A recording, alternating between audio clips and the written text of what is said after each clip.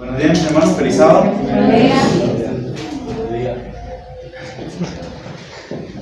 El versículo de hoy, en Jeremías 23:1, dice lo siguiente: Ay de los pastores que destruyen y dispersan las ovejas de mi rebaño, dice el Señor.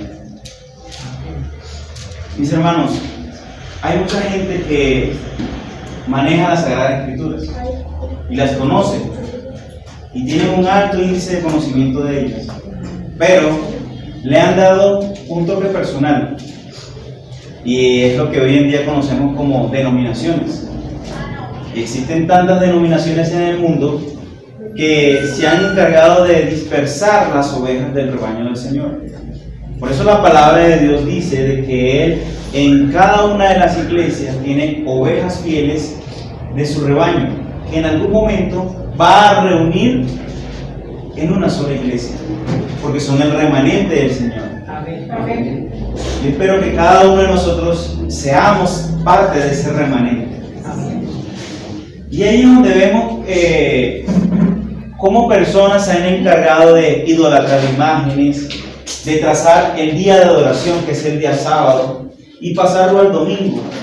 O vemos que no solamente lo pasan al domingo, sino que dicen de que Dios no necesita un día en específico para adorarlo, porque lo podemos adorar en cualquier día de la semana.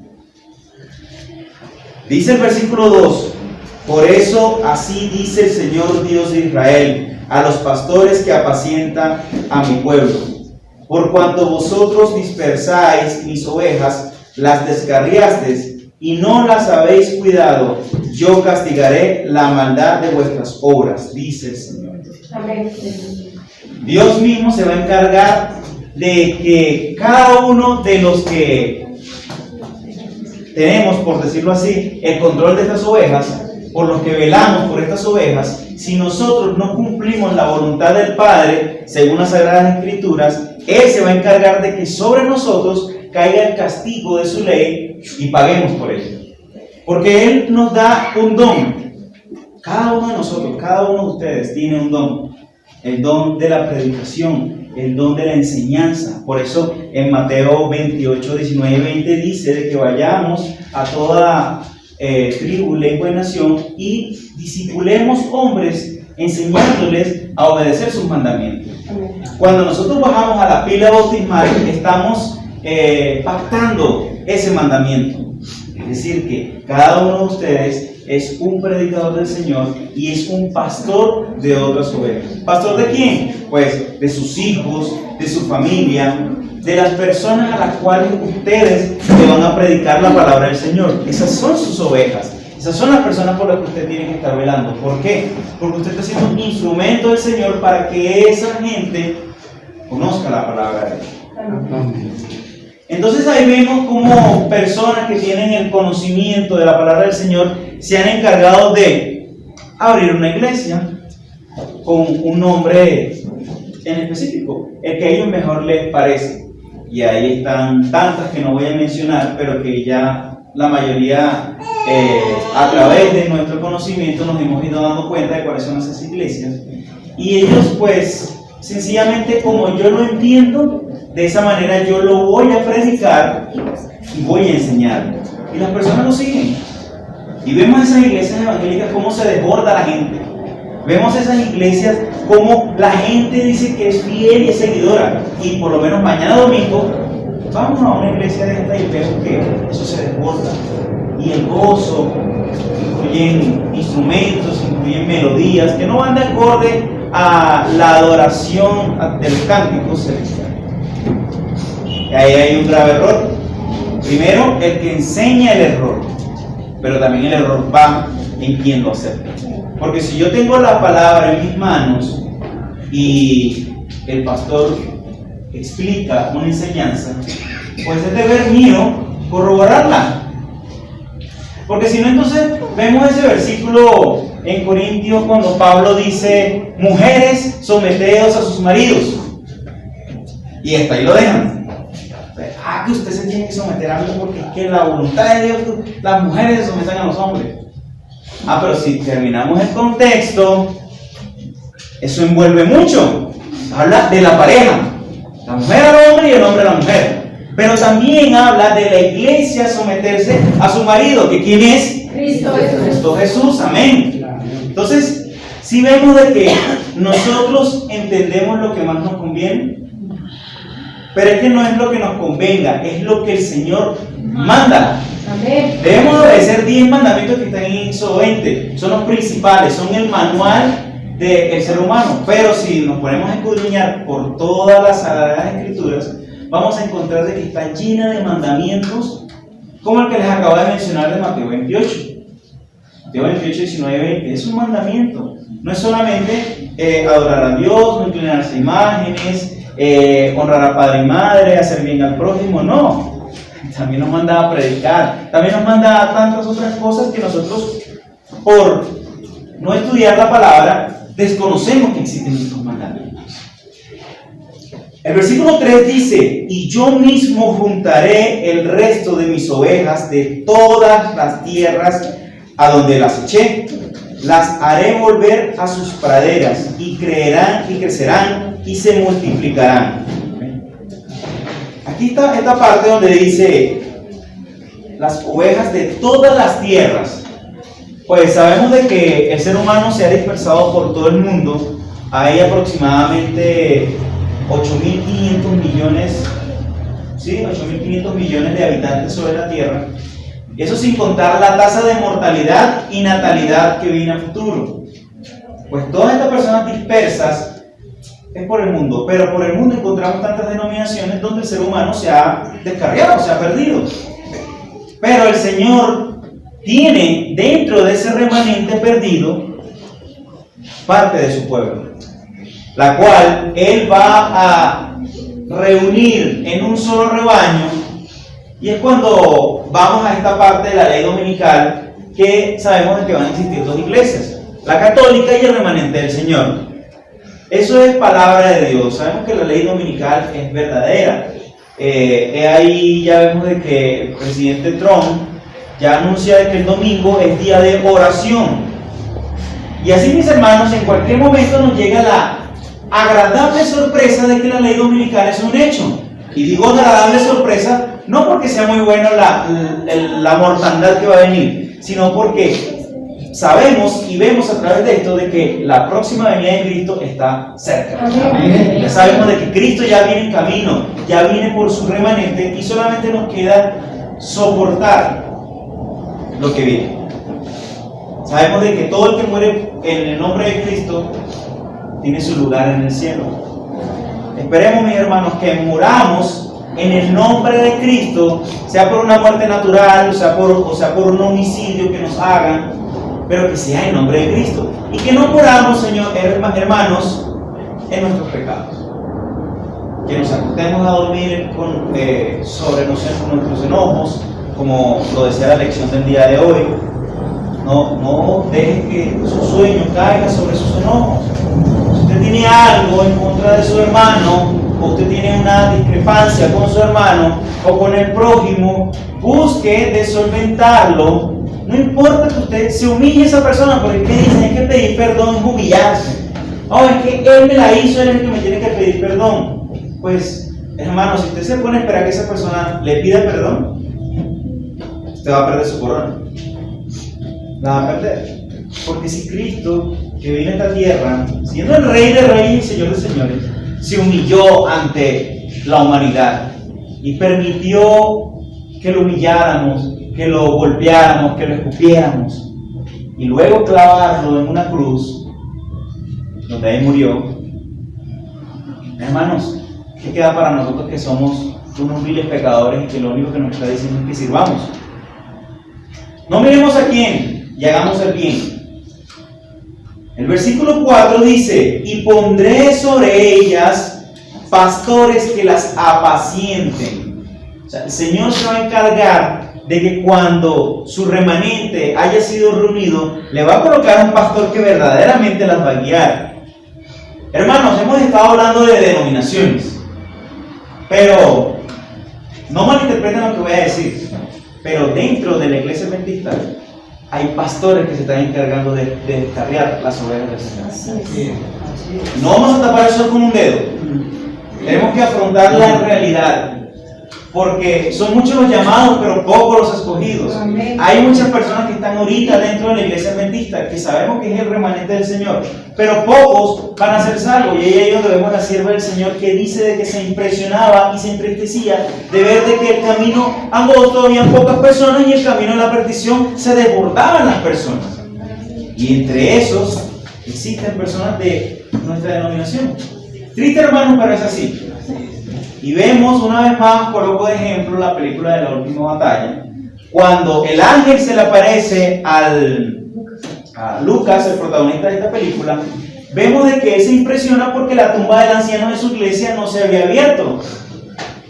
Pero si él era el anciano de la iglesia y predicaba muy bonito y capturó muchas almas para el Señor, ¿por qué no se abrió su tumba? Tenía doble vida.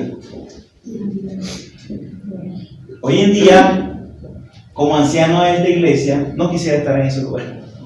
Yo quiero que la tumba donde a mí me van a sepultar sea abierta y yo pueda ser restaurado en el nombre del Señor. Amén. Y yo pueda formar parte de la Nueva Jerusalén.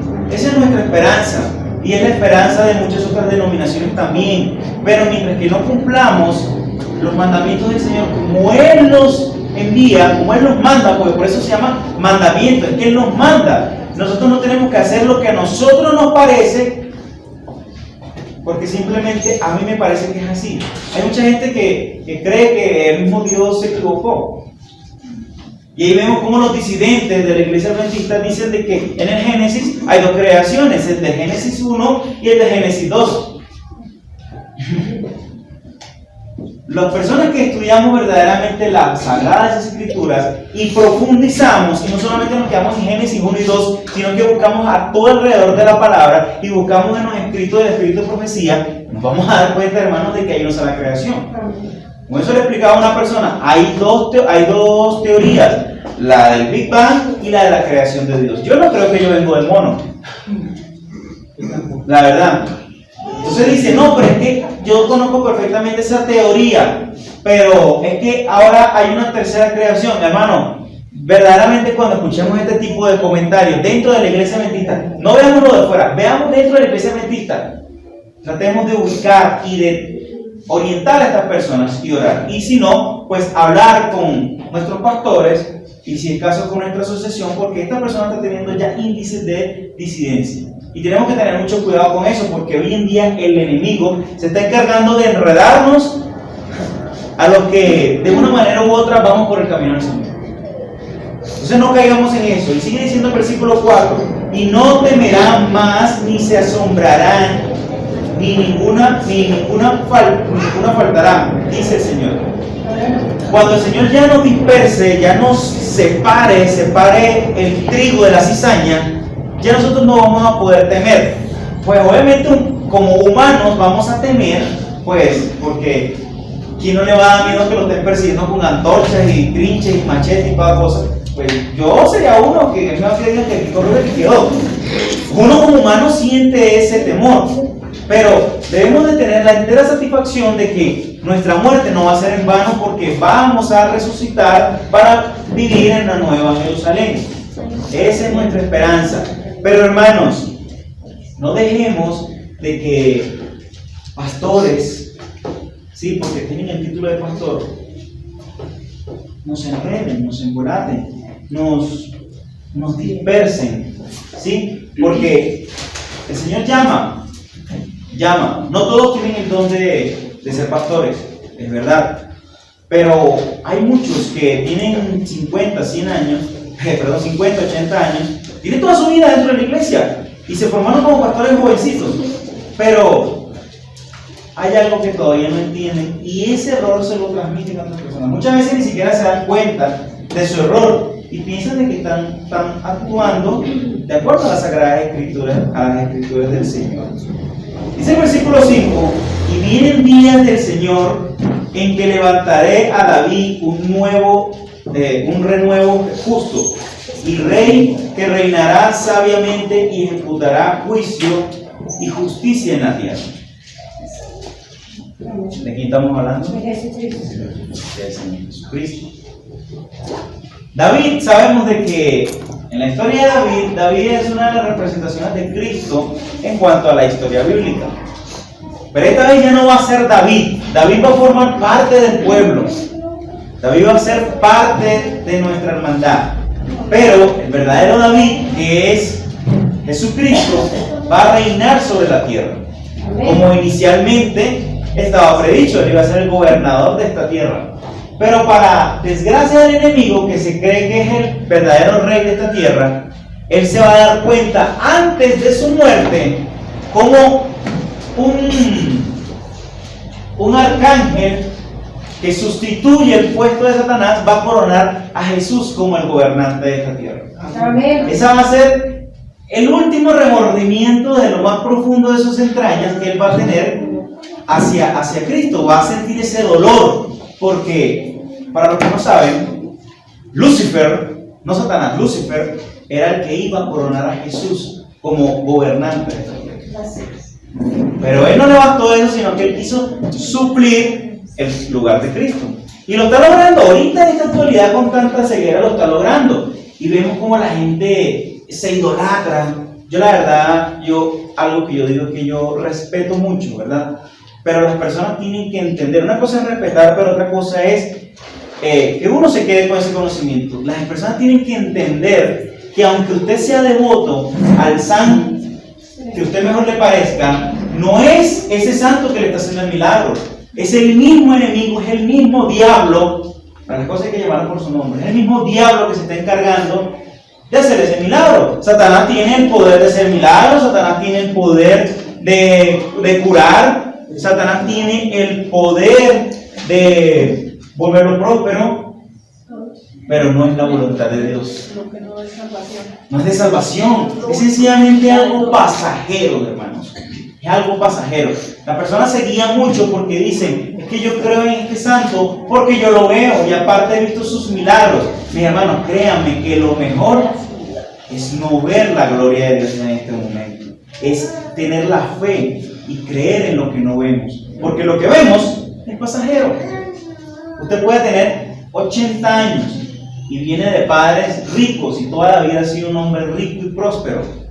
Pero, hermanos, muere de 80 años y ¿qué se lleva a la tumba? Nada. Lo único que nosotros nos llevamos es nuestro carácter a través de nuestro espíritu. Y cuando venga el momento del juicio, dependiendo de nuestras obras, de nuestros actos y de nuestra consagración espiritual, es que vamos a ser salvos o condenados. Y usted puede pasar toda la vida y es devoto a ese santo, pero usted está siendo devoto es al enemigo, a Satanás. Y dice la palabra que quien no es conmigo es en contra. No es como dicen muchos brujos por ahí que yo le puedo hacer este trabajo y usted sigue yendo a su iglesia. O sea, estoy con el brujo y estoy con Dios. No podemos servir a dos señores a la vez. Uno de los dos va a quedar inconforme. Les voy a poner un ejemplo así, rapidito. Y aquí con el hermano, que todos lo vean. Hermano, ¿usted se sentiría bien que su esposo tuviera otro esposo? ¿Sigue con ella? Bien, y eso es humanamente. Dios es tan misericordioso que Él da la oportunidad de que nosotros nos arrepintamos y nos apartemos de eso y nos casemos con Él como Él lo manda. Pero esa misericordia es hasta nuestra muerte o hasta la segunda venida del Señor. Entonces, si vemos de que nosotros como seres humanos no soportaríamos de que nuestra esposa o nuestro esposo esté con otro Señor, ¿cuánto más el Señor Jesucristo? Vas a estar conmigo y también vas a adorar al enemigo. Uno de los dos vamos a quedar conforme, porque Satanás, cuando usted empieza a adorarlo y usted decide pasarse al lado del Señor, él se le revela. Y cuando usted adora al Señor y usted pasa a este lado, Dios no se le va a revelar, pero Dios va a permitir de que sí le haga lo que él no le va a hacer. Ahí vemos el ejemplo de Job. Job, siendo un hombre temeroso de Dios, Satanás tenía mucha envidia de que ese siervo lo adorase de la forma como Job lo adoraba. Y vemos que Job era el hombre más rico de esas tierras, era inclusive hasta el más grande, o sea, era próspero por donde lo veamos. Y Satanás, en medio de su envidia y de su rabia, le dijo: pruébalo para que veas cómo te maldice. Y Dios permitió, porque Satanás no hace nada si Dios no lo permite. Dios permitió: bueno, ve y pruébalo, y te darás cuenta cómo me adorarás. Y salió Satanás y le devastó y le quemó las tierras, le tumbó las casas, le mató sus 10 hijos. Porque es que era tan próspero que era próspero hasta en la cantidad de hijos. Solamente no era tan próspero, era próspero tener una buena mujer. No tenía muchas, pero tenía una buena mujer. Sin embargo, esa mujer fue partícipe, se dejó utilizar por el enemigo para que él blasfemara en contra de Dios. Y vemos de que con todo y que perdió esto, Job lo único que hizo fue postrarse de rodillas y dar gracias a la voluntad del Padre. Pero a Satanás no le bastó eso. Satanás vino y le dijo: tócale y verás cómo te maldice. Y Dios permitió de que él tocara hasta su hueso, pero más guardara su vida. Y vemos cómo Job cogía un ladrillo, cogía lo que veía y se rascaba. Esa es una enfermedad que yo creo que hoy en día nadie la ha conocido. Nadie. Porque por más que les dé sarna, por más que les dé sida, por más que, esas enfermedades que son de la piel, vemos de que no se compara con la enfermedad que Job tuvo. Y vemos como Job, en medio de los amigos decían que él se estaba volviendo loco. No se estaba volviendo loco, él estaba luchando con lo que sentía. Y Job lo único que hacía era dar gracias al Señor. Entonces vemos de que cuando estamos de un lado o del otro, pues Dios no quiere de que tú estés del lado de Satanás, porque te vas a perder, querido hermano. Dios no quiere que tú te quemes. Esta mañana yo le comentaba a mi hermana de que yo a veces me quemo con la estufa, me quemo con la olla y siento ese dolor. Y yo digo: ¿cómo será este dolor por todo el cuerpo? Y saber de que esa temperatura a la cual me quemo no es comparada con el lago de fuego y azufre que el Señor tiene preparado para cada uno de los impíos, para cada uno de los pecadores. Mis hermanos, pensemos en eso. Pensemos por qué yo quiero ser salvo. Yo no quiero quemarme. Aparte, quiero vivir eternamente. Además, quiero saber quién es Jesús. Quiero verlo. ¿Sí? O sea, porque es que mi imaginación no da para yo saber cómo es la cúspide celestial. Dice el Espíritu de Profecía que no nos asemejamos en nuestra mente las cosas buenas que hay en el cielo para nosotros. Nadie se puede asimilar eso. Que ni la Sagrada Escritura nos revela. Hay muchas cosas que, porque la Sagrada Escritura no la revela, no quiere decir que son mentiras. La Nueva Jerusalén existe. Y es de oro, sí es de oro. ¿Por qué? Porque Dios es el dueño del oro y de la plata. A él no le cuesta nada abrir las puertas del cielo y derramar bendiciones sobre usted.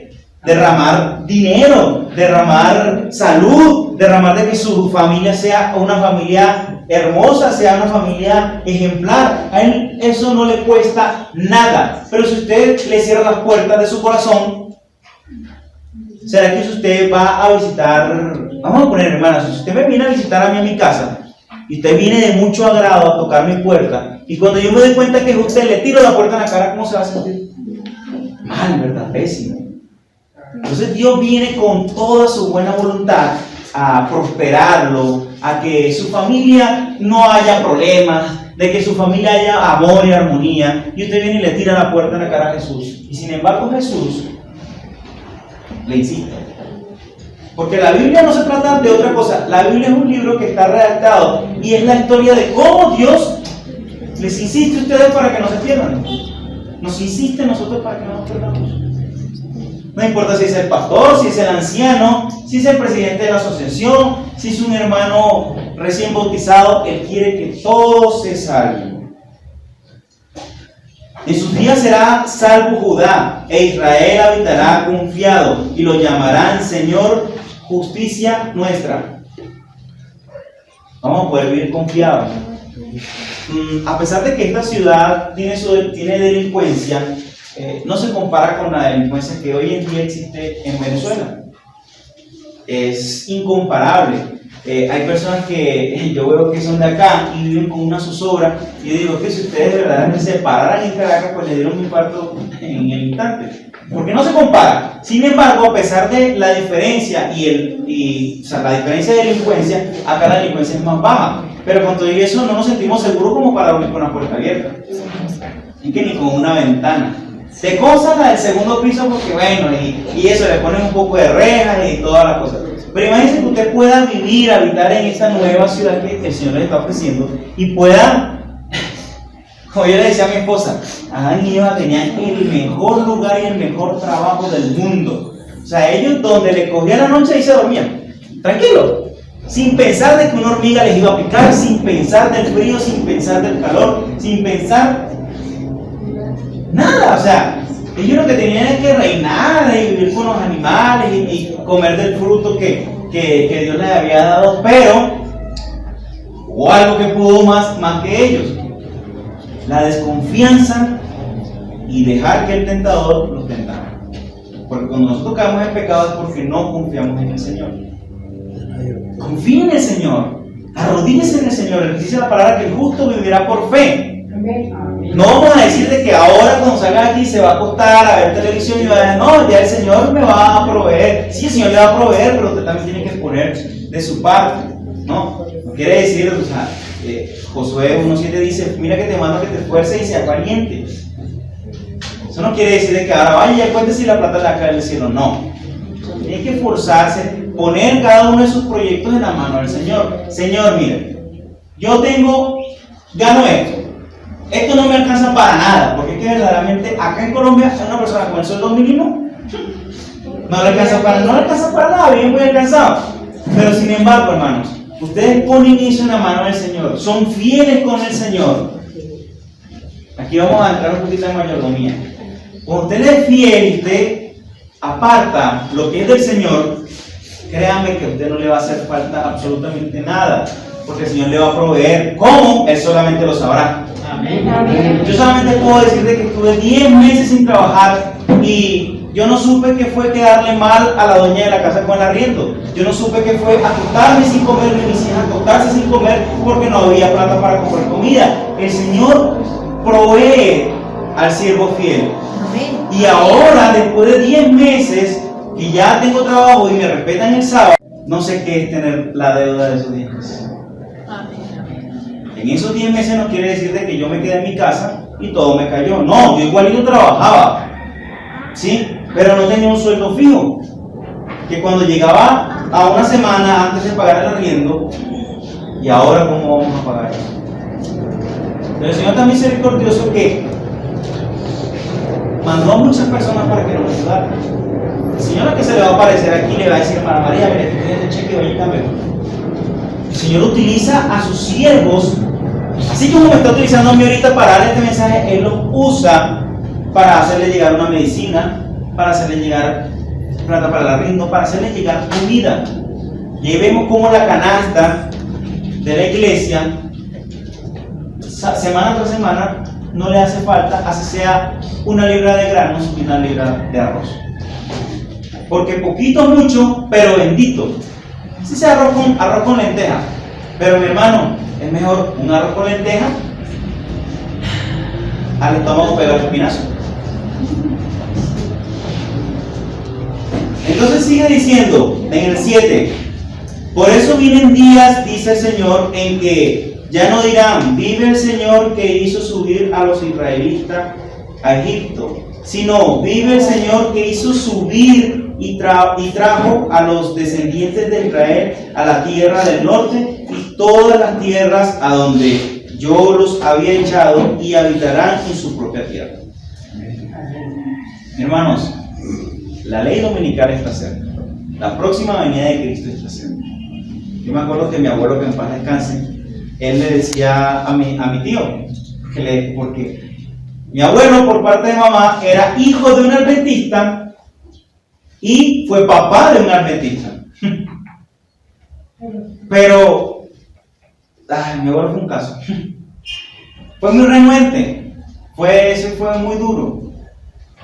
Y él decía, es que yo me acuerdo cuando mi mamá decía que ya venía Cristo, que no sé qué, que nos portara bien, que nos estaba. Porque él hablaba así. Pero recuerdo que en su lecho de muerte se arrepintió y fue ungido por su hijo al Cristo. Y a los 15 minutos de haber sido ungido, murió. Amén. Una muerte hermosa, hermanos. Miren, mi tío, hermano de mi abuelo, que también fue hijo de adventista, él se convirtió como en ateo. Decía que no creía en nada, ni en Dios, ni en nada por el estilo. Y vemos de que la muerte de mi tío fue trágica porque fue un accidente de tránsito. Y vamos ahorita a su casa y sentimos esa pesadez espiritual y ese aura oscuro. Vemos de que hay presencias demoníacas allí. De hecho, muchos familiares que fueron allá y visitaron dijeron de que él se aparecía a la medianoche, no sé qué, no sé qué. Pero vemos la otra cara de la moneda con mi abuelo, que fue su hermano, y vemos de que en su casa se respira un ambiente de paz y de tranquilidad. Y si usted no duerme en su casa, en la casa de él se va a poder dormir. Eso lo digo porque, hermanos, porque quienes mueren en pecado, los demonios toman posesión de su alma. Y es cuando vemos que hay personas que van al brujo y el brujo viene y les dice, no, que ya te voy a traer a tu familiar, y se presenta y le dice, no, esto y esto, y le dice acontecimientos de su vida que solamente esa persona pudo haber sabido. Pero los que mueren en Cristo, nada saben, nada oyen, nada sienten, entran en un sueño profundo y su próxima resurrección será una sola. Van a revivir para morar en la ciudad celestial. Amén. Mientras que los que no, van a resucitar simplemente para que vean que Jesús sí venía con su ciudad nueva y quería lo mejor para él, y volverán a caer en su segunda muerte y tendrán una tercera resurrección, que es en la que no quiero estar, ni quisiera que ninguno de ustedes tampoco estuviera. La tercera resurrección. La primera muerte es la muerte natural que tenemos nosotros. Murió de un infarto, se cayó de un edificio, lo mató un carro, lo que sea. Esa es la primera muerte. La segunda, vamos a resucitar y vamos a ver con nuestros propios ojos, dice la palabra, que todo ojo le verá. Todo aquel que le traspasó lo verá. Y ahí vemos los impíos que lo crucificaron, vemos a Hitler, cuánta gente mató, vemos a Saddam Hussein, vemos a todas estas personas que han hecho el mal, y veremos los que no lo quieren aceptar. Le verán cómo viene con su ciudad celestial. Verán y dirán, verdaderamente sí existió. Y volverán a caer esa es la segunda muerte. Y la tercera muerte es cuando serán echados en el lago de fuego y azufre, en el cual yo no me quiero quemar. Ni quiero que tampoco ustedes se quemen. Quiero que todos estemos junto al río y junto al Maestro, y poder reinar allá arriba en el cielo durante 1000 años y volver a nuestra raíz del principio de la creación. Y sábado tras sábado, dice Isaías 66, vendrán a mí y todos le adoraremos, porque el Señor habla claramente y es el sábado. Que muchos no lo quieren entender, muchos dirigentes, muchos pastores no quieren dar su brazo a torcer y decir, sí, es el sábado. Pues yo le doy una parte de mérito a Francisco, el Papa, porque ha sido el único Papa que ha revelado de que el sábado es el día de reposo. Y por eso se metió en un problema. Pero el Señor ve los corazones nobles y los bendice. Ojalá que este Señor pueda ayudar a convertir a todas esas personas que están en el error de que es el día domingo y no el sábado. Mis hermanos, que Dios me los bendiga y que tengan un feliz sábado y que nos podamos ver junto al Rey. Vamos a tener una palabra de oración. Los que puedan arrodillarse, hagámoslo.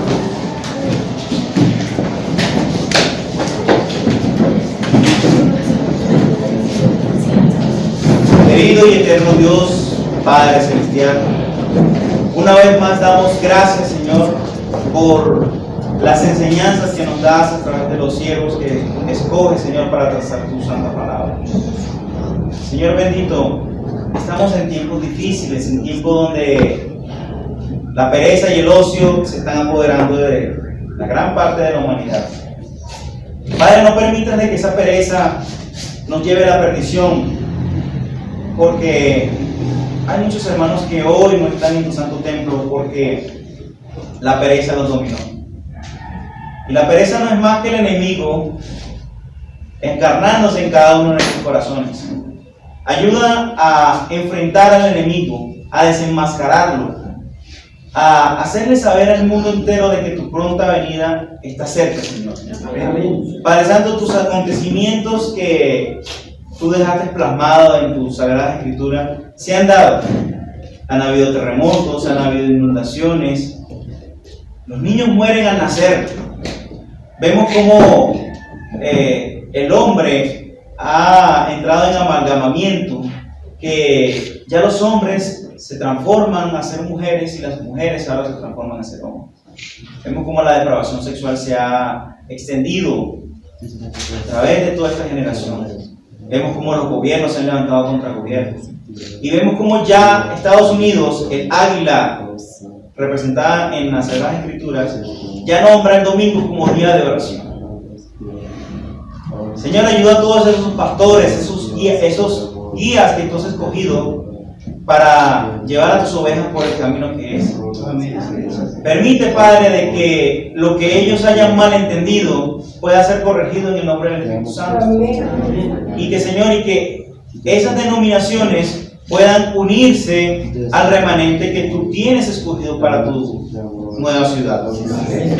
Señor, nadie es excluido de la santa ciudad. Todos tienen el nombre escrito en ella. Depende de cada uno de nosotros si queremos morar en ella o no. Ayuda a esas personas que no te han aceptado a que te acepten, Padre Santo. No hay otro camino. Hay un camino pasajero que es lo que vemos y hay un camino eterno que es lo que no vemos. Ayuda a cada uno de estos siervos que tú has escogido para pastorear tus ovejas a que lo lleven al camino de la eternidad. Amén. Señor, que la programación dada en la tarde del día de hoy sea de acuerdo a tu santa y divina voluntad, que te podamos seguir adorando, Señor, en este santo día que tú has apartado para adorarte y glorificarte. Y que los hermanos que no pudieron venir en la mañana, Señor, puedan tener las fuerzas y la voluntad de venir en la tarde a adorarte y a glorificarte. Bendícenos, Señor, en el nombre de Cristo Jesús. Amén. Amén.